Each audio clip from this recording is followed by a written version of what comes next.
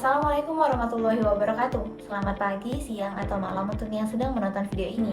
Perkenalkan, saya Putri Rahel Alivia dengan NIM 0903 1182 328006 dari kelas Sistem Informasi Reguler 3A. Saat ini, kita pasti sering menggunakan komunikasi secara digital, misalnya chatting, telepon, ataupun video conference, kayak Google Meet atau Zoom Meeting. Tapi terkadang, ada kendala saat melakukan komunikasi secara digital ini. Untuk itu, saya di sini akan membahas tentang pentingnya komunikasi tatap muka di kehidupan sehari-hari yang efektif dibandingkan dengan komunikasi digital. Komunikasi tatap muka adalah komunikasi langsung antara dua orang atau lebih tanpa perantara teknologi. Saat kita berinteraksi langsung, banyak aspek yang membuat pesan lebih jelas dan hubungan lebih dalam, yang kadang sulit kita dapatkan saat berkomunikasi melalui teks atau pesan suara saja.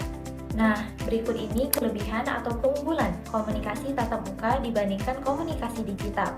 Yang pertama, mengurangi miskomunikasi. Terkadang, pesan teks bisa disalahpahami karena tidak ada ekspresi atau intonasi saat membacanya. Misalnya, saat diskusi tugas kelompok.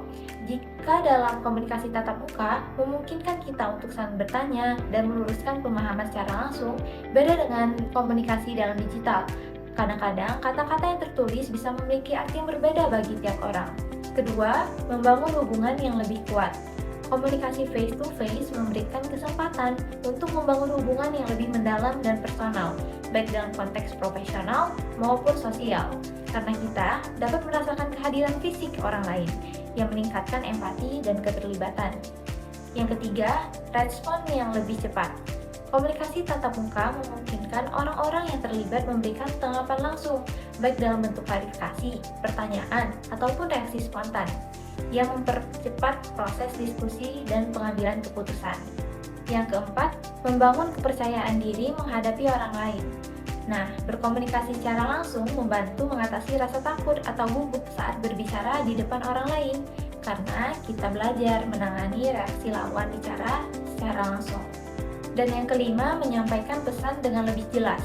Dalam tatap muka, seseorang dapat menggunakan bahasa-bahasa nonverbal seperti ekspresi wajah, intonasi suara, dan bahasa tubuh untuk menekankan pesan, sehingga meningkatkan pemahaman dari lawan bicara.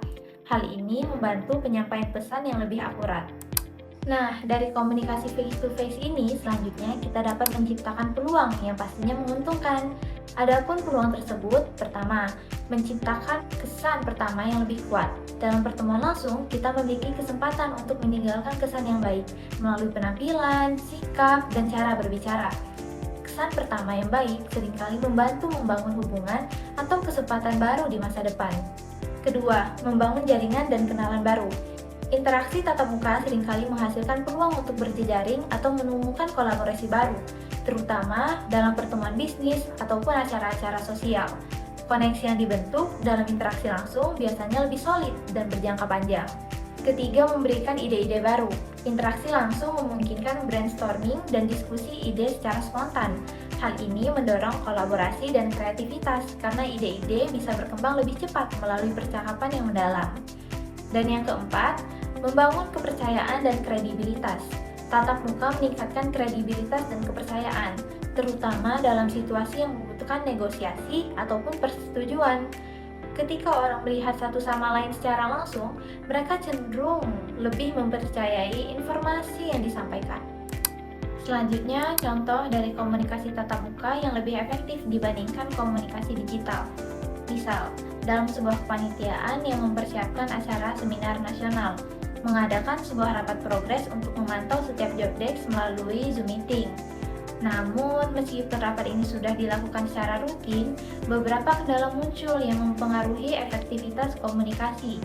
Beberapa anggota kesulitan menjelaskan progres mereka secara rinci karena terbatasnya interaksi secara langsung, dan terkadang juga jaringan internet yang tidak stabil menghambat kelancaran diskusi.